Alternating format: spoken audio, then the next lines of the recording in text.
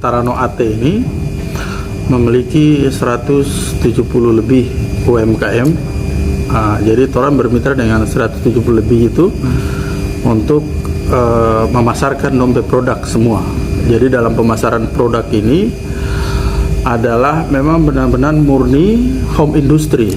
Jadi memang yang benar-benar yang buat.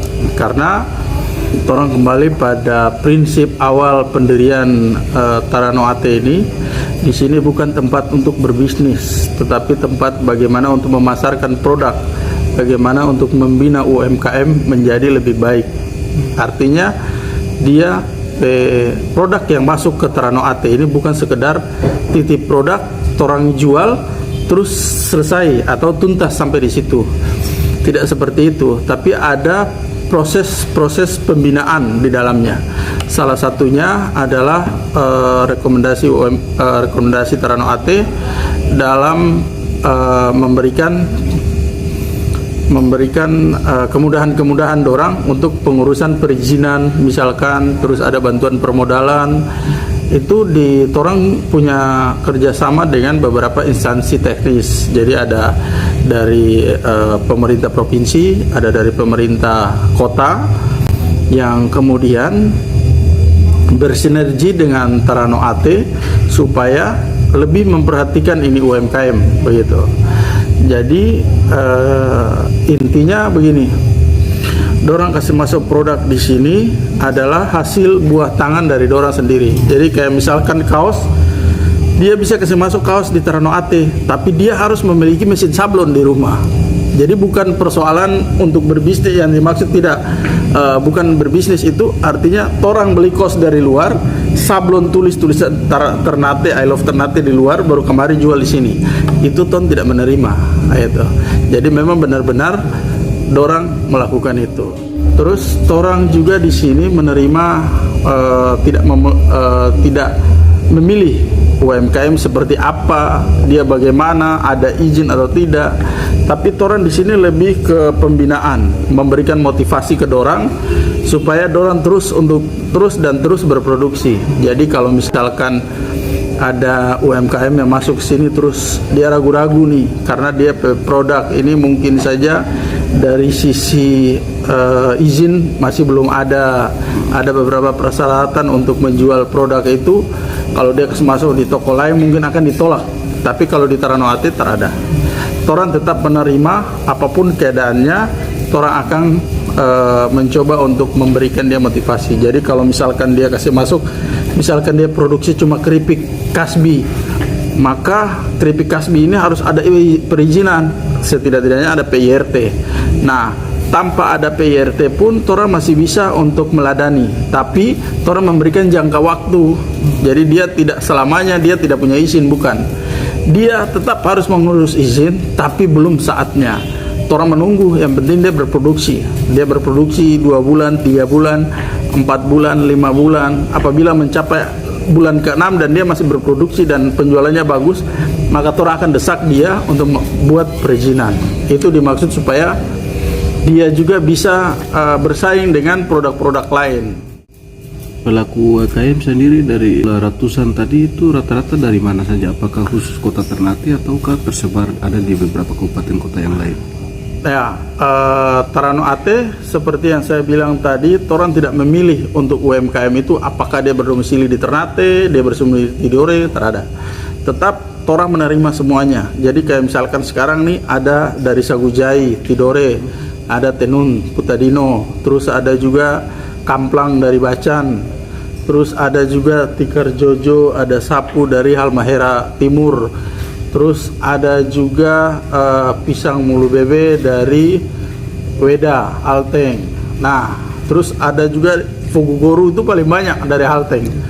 Jadi ini menandakan bahwa Tarano AT itu dia menjadi barometer untuk pemasaran produk UMKM di Maluku Utara. Jadi orang mencoba untuk membuat itu supaya ini menjadi sentral untuk Maluku Utara. UMKM yang dirasa memiliki kompetensi bagus atau memiliki kemampuan berproduksinya baik, kenapa tidak? Silakan datang dan bermitra dengan kami.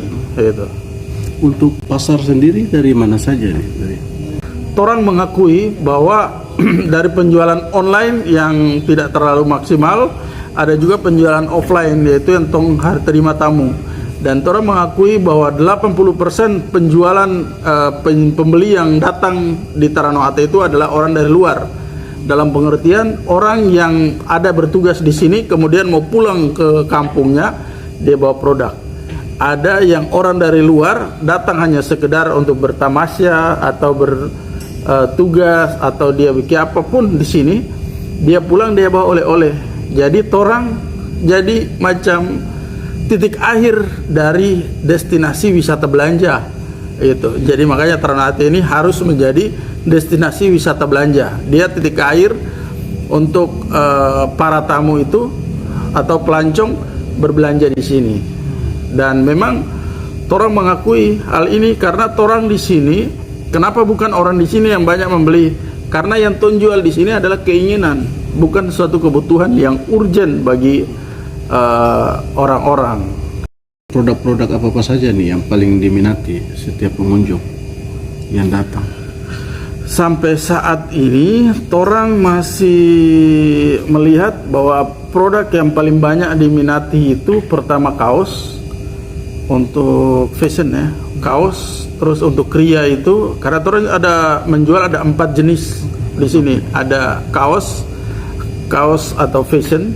Terus yang kedua itu kria itu kain. Tapi kain sama kaos ini dia kadang-kadang naik turun. Ada kalanya kain itu lebih banyak penjualannya, ada kalanya juga kaos. Kain ini yang dimaksud kain tenun. Ada kain tenun, ada kain batik. Jadi memang dua-dua ini selalu. Itu coraknya memang khas dari Maluku Utara. Iya, kalau kain tenun ini merupakan asli dari Tidore. Dan untuk kain batik memang motif dan coraknya memang asli dari Ternate. Motifnya pala, cengki. Ya, yang sesuatu yang endemik di Maluku Utara. Jadi ada burung bidadari, gitu.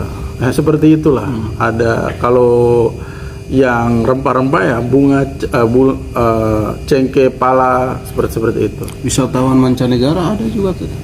Kalau wisatawan mancanegara untuk masa di tahun 2020 sampai 2021 saat ini itu bisa dihitung sekitar mungkin 10 sampai 12 orang lah.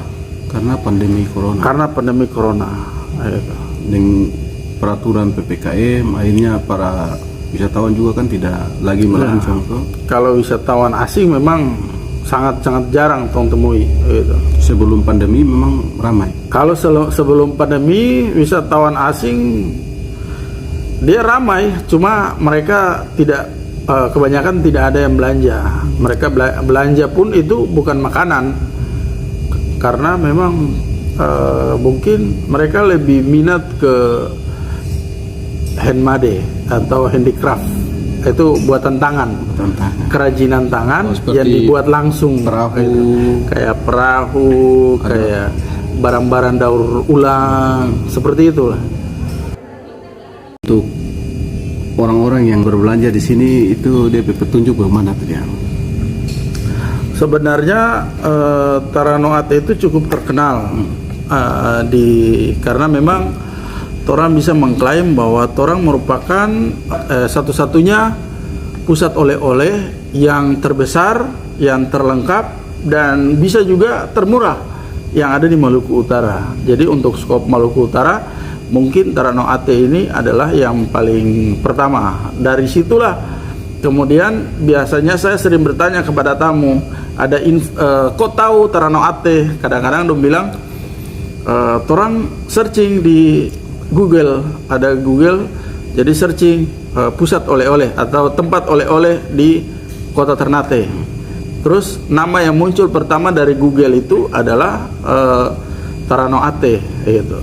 Terus yang kedua juga Toran juga bermitra dengan tamang-tamang di tour guide dan juga biasa mengarahkan tamu. Terus juga Toran bermitra dengan teman-teman supir-supir taksi yang ada di bandara, yang ada di hotel-hotel, Nah, dorang sangat baik karena itulah dorang sering bawa tamu ke sini gitu. Untuk peserta STQ ini kan di tahun 2021 bulan Oktober ini kan lagi diadakan STQ nasional.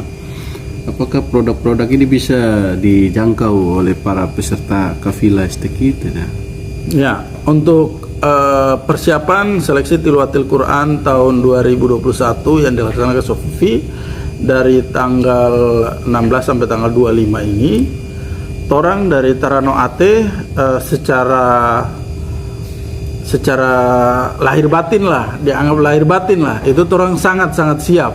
Jadi secara infrastruktur mulai dari depan sampai ke dalam torang sudah sangat siap. Terus selanjutnya dari sisi produk, kemarin sudah diadakan rapat dengan UMKM. Mungkin besok nanti akan torang bikin rapat lagi terkait dengan persiapan atau stok produk yang masuk ke Tarano Ate. Jadi stok produk yang masuk ke Tarano Ate itu jangan sampai kosong selama STQ berlangsung, karena seperti yang torang tahu bahwa sampai saat ini walaupun STQ itu belum dihelat, tetapi banyak sekali atau penjualan yang ada di Tarano Ate sudah meningkat. Hal ini disebabkan oleh beberapa faktor. Salah satunya faktor itu selain PPKM, salah satu faktor itu adalah tim survei dari 34 kabupaten ini, 34 provinsi ini sudah datang di Maluku Utara. Jadi misalkan ada dari Banten, ada dari Sumatera, biasa mereka selalu mengirimkan timnya dulu untuk melakukan survei di lokasi. Nah, survei di lokasi inilah yang kemudian mereka mengecek wilayah Maluku Utara seperti apa, mana tempat oleh-oleh, mana tempat menginap. Ini yang kunjungan-kunjungan ini yang tidak putus selama 1 minggu ini, dan alhamdulillah dari penjualan dari omset penjualan kita itu sedikit meningkat dari yang kemarin hanya 3-4 juta, sekarang dia naik 6-7 juta per hari. Dan saya optimis untuk STQ nanti produk yang ada di Tarano Ate ini mudah-mudahan bisa lah untuk mengcover beragam tamu yang datang, karena memang nanti di perhelatan STQ ini ada beberapa titik yang akan disiapkan oleh pemerintah untuk para pelaku usaha. Jadi ada dari provinsi juga, ada dari pemerintah kota juga, dan sebagai backup kami di Tarano Ate siap juga